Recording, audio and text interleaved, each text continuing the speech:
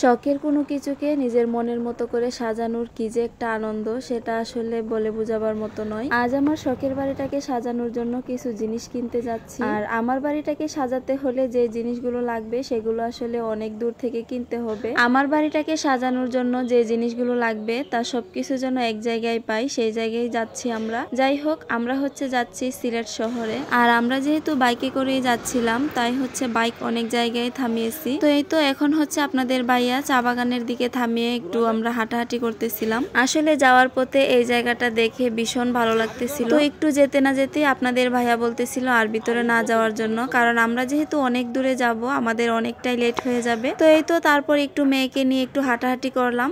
আর এখানে মেয়েকে তো ছবি তোলার জন্য অনেক চেষ্টা করতেছি, কিন্তু কিছুতেই ছবি তুলতেছে না। আমার মেয়েকে দিয়ে আসলে ভিডিও করা খুব টাফ একটা বিষয়। যাই হোক, পরিশেষে ও একটু ভিডিও করছে। আর এদিকে আমি এই গাছগুলো দেখে তো একদমই অবাক, কারণ এই গাছগুলো চা বাগানের চিপায় এমনিতেই হয়ে আছে। যাই হোক, গাছগুলো দেখে আমার ভীষণ ভালো লাগতেছিল, ইচ্ছেও করতেছিল বাড়িতে আনার জন্য, কিন্তু আমরা যেহেতু বাইকে গিয়েছি এত কিছু ক্যারি করা একদমই অসম্ভব। এখন আমরা চলে আসছি নার্সারিতে। আমার শখের বাড়িটাকে সাজানোর জন্য অনেক ধরনের ফুল গাছ নেব, আর সেই ফুল গাছ নেওয়ার জন্য আমাকে এত দূর আসতে হলো। তবে যত দূরেই আসতে হতো না কেন, আমি কিন্তু আমার শখের বাড়িটাকে নিজের মনের মতো করে সাজানোর জন্য অনেক দূর যেতেও রাজি আছি। আমার শখের বাড়িটাকে কি কি ফুলে সাজালে ভালো লাগবে সেই ফুলগুলোই আমি মনে মনে খুঁজতেছিলাম। তবে এখানে অনেক ধরনের ফুল গাছ আছে, আর নার্সারিটা কিন্তু অনেক বড়।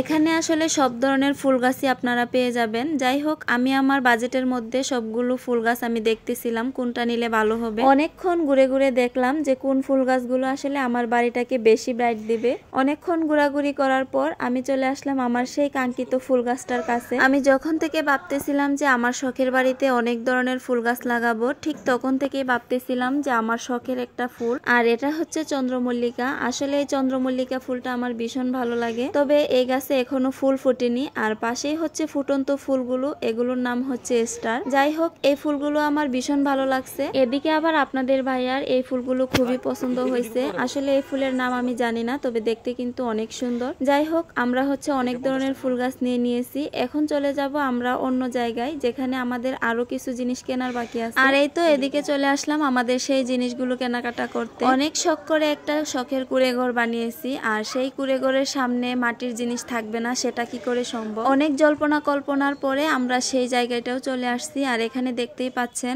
অনেক ধরনের জিনিসপত্র ওনারা বেচা কিনা করতেছে। যাই হোক, আমরা যেহেতু এত কিছু নিতে পারবো না, বাইকে আসছি, এত কিছু ক্যারি করা একদমই অসম্ভব, তাই ইচ্ছা থাকা সত্ত্বেও আসলে কোনো কিছু কিনতে পারিনি। যতটুকু দরকার ছিল ততটুকুই কিনেছি। এখানে খোঁজাখুঁজির পর আমাদেরকে নিয়ে আসছে ওনাদের শোরুমে, আর এখানে এসেই আমরা সেই জিনিসগুলো কেনাকাটা করে নিয়েছি।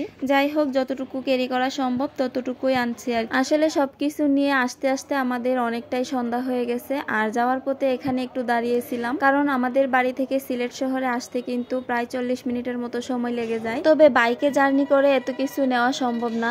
আর আমার কুঁড়েঘরের জন্য কিন্তু এই কলসিগুলো খুবই দরকার ছিল। আর আমার আজকের কেনা জিনিসগুলো দিয়ে আমি কিভাবে আমার কুঁড়েঘরটাকে সাজিয়েছি সেটাও কিন্তু আপনাদের মাঝে শেয়ার করব। যাই হোক, এই তো বাড়িতে আসতে আসতে অনেকটাই সন্ধ্যা হয়ে গেছে। সন্ধ্যা বলতে প্রায় রাত 8টা বেজে গেছিল। তো এই তো এই ফুল গাছগুলো আমরা নিয়ে আসছি। আজকের মতো এ পর্যন্তই। আল্লাহ হাফেজ।